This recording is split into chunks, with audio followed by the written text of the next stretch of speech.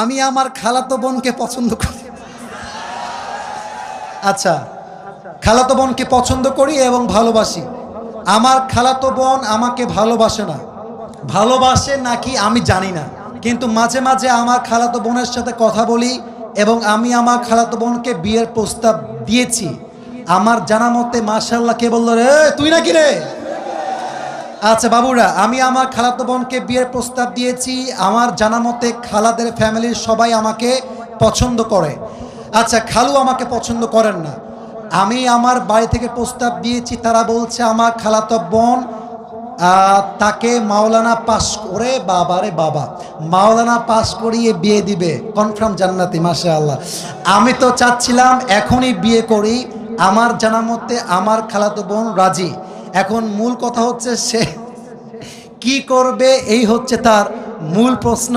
সে আদৌ বিয়ে করবে নাকি করবে না। Even the most interesting matter is সে তার বয়স, ঠিকানা, কয় নাম্বার সন্তান, তার বয়স কত, মেয়ের বয়স কত, 14 গোষ্ঠী লিখে রেখে দিয়েছে এখানে।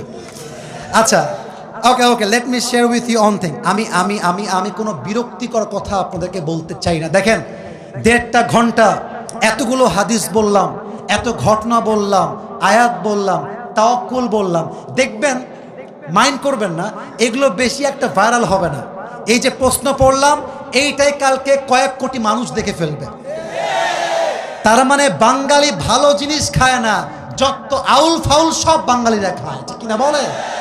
তবে যেহেতু সে প্রশ্ন করেছে, উত্তর দিচ্ছি। প্রথম কথা হচ্ছে, বিয়ের বয়স হয়েছে, বাপ মাকে বুঝাবা প্লিজ, মুঝে শাদি করনা है। ভালো ভালো বলছি, বিয়ে দিয়ে দাও।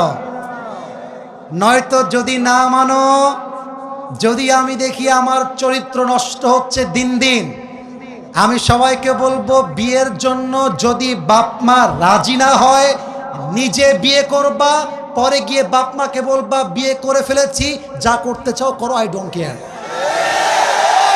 এখন অনেক মুরব্বী আমার উপরে হয়তো অভিযোগ তুলবে, হুজুর আপনি যুবকদেরকে খারাপ দিকে মোটিভেট করছেন। মুরব্বী, একদমই নয়। আমি মনে করি জেনার চাইতে 1000 গুণ বেশি উত্তম সেই বাপ মাকে অমান্য করে বিয়ে করা, যে বাপ মা সন্তানের চরিত্র নষ্ট হচ্ছে দেখেও বিয়ে দিতে চায় না।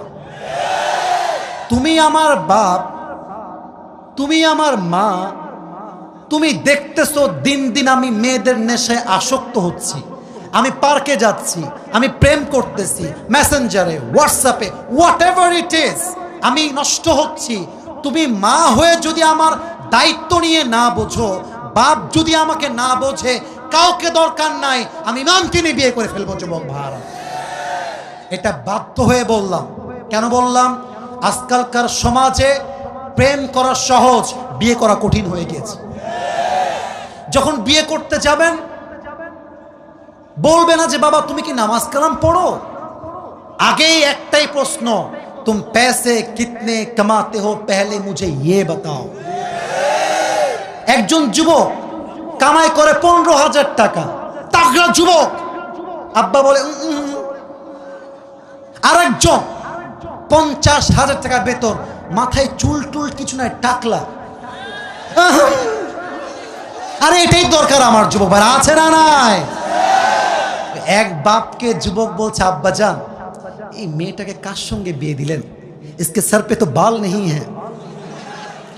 तो अब्बा बोलছে बेटा सर पे बाल नहीं है तो क्या हुआ, जेब में माल तो है ना। তার মানে কিছু বাপের কাছে মেয়ের জামাই হিসেবে চরিত্রবান জামাই নয়, টাকাওয়ালা জামাই তাদের জন্য বেস্ট অপশন হয়ে গিয়েছে, ঠিক না বলেন? তো যুবকের জন্য প্রথম কথা, বাবা আগে বাবা মাকে বোঝাও, আব্বা আম্মার দোয়ার মধ্যেই রয়েছে আসল বরকত। আর একটা কথা বলে ফেলি, আমার বোনেরা মাইন্ড করবেন না, এই যুবকরা সবাই সাক্ষী আমার। আমি যুবকদের পক্ষে যেমন কথা বলি, আমি মেয়েদের পক্ষেও তেমন কথা বলি। আমি ভুল বললাম না ঠিক বললাম? বলো বলো বলো। আজকে যে মেয়েকে দেখে মনে হচ্ছে রাজরানী, কালকে বিয়ে করে বুঝবা ইয়ে তো রাজরানী নেই হ্যাঁ, ইয়ে তো কাল নাগিনী হ্যাঁ। মেয়েদের ভালোবাসা বাঁচতেও সময় লাগে না, রূপ পাল্টাইতেও সময় লাগে না। মেয়েরা আজকে বলবে আই লাভ ইউ, কালকে বলবে আই হেট ইউ। ইভেন আজকালকার মেয়েদের কাছে ভালোবাসার চাইতে, অনেস্টির চাইতে, চরিত্রের চাইতে বেটার অপশন মেয়েদের কাছে বেশি দামি হয়ে গিয়েছে। আজকে বলবে তোমাকে ছাড়া বাঁচবো না, কালকে আরেকজনকে দেখে wow this person is the better person than the first one, আরে এ তো আরো দেখতে সুন্দর, আরে এর তো টাকা আরো বেশি। প্রথম জনকে বলবে জান আমার না বাড়িতে কেউ মানছে না গো। এটার নাম হচ্ছে উপরে সদর ঘা, উপরে ফিটফাট ভেতরে সদর ঘা। অতএব বাবু যাকে বিয়ে করছো একটু ভেবে চিন্তে করো। আজকালকার মেয়েরা বোরকা পরলে কিন্তু দিনদার হয়ে যায় না। যত পার্কে মেয়েরা প্রেম করে বেড়ায় তার 80% মেয়েরা বোরকাওয়ালিরাই প্রেম করে বেড়ায়। 3 নাম্বার কথা বলে শেষ করতে চাই, যেই মেয়ে তোমাকে, রাগ করেছেন আপনারা? আচ্ছা আমি কি বানাই ভুল কোন কথা বলেছি প্রিয় ভাইরা? আচ্ছা আমার দিকে একটু তাকাই বলবেন এটা আমার মুখে কি? ডানে আওয়াজ বামে আওয়াজ নেই, এটার নাম কি? দাড়িতে আমাকে অসুন্দর লাগতেছে, আনস্মার্ট লাগতেছে, খ্যাত লাগতেছে। অনেক মেয়ে বলে দাড়িওয়ালা নাকি খ্যাত। আমি একটা কথা বলেই ফেলছি, যাদের দাড়িওয়ালা পছন্দ না এই সমস্ত মেয়েদের জন্য বিটিএস এর হিজড়া ছাড়া পারফেক্ট অপশন আমার কাছে না। আরে যেই মেয়ে আমাকে দাড়ির জন্য বিয়ে করতে চাইবে না, সোজা কথা বুকের দাপট নিয়ে বলবো সে আমার বাড়ির বউ হওয়ার যোগ্যতাই তো রাখে না রাজবাড়ির। যে আমাকে নবীর সুন্নাহ দেখে বিয়ে করবে, welcome in my life, I will be with you forever, I will be there for you no matter what. তুমি আমাকে নবীর জন্য ভালোবাসবা, আল্লাহর জন্য ভালোবাসবা, অ্যাকসেপ্টেড। তুমি আমাকে টাকার জন্য ভালোবাসবা, তোমার মতো মেয়েকে আমি 2 পয়সা পরোয়া করি না যুবক। আল্লাহ প্রত্যেকটা মেয়েকে দিনদার যুবককে বিয়ে করার তৌফিক দান করুক, বলেন সবাই আমিন। আল্লাহ প্রত্যেকটা যুবককে দিনদার খাদিজার মতো মেয়ে পাওয়ার তৌফিক দান করুক, বলেন সবাই আমিন।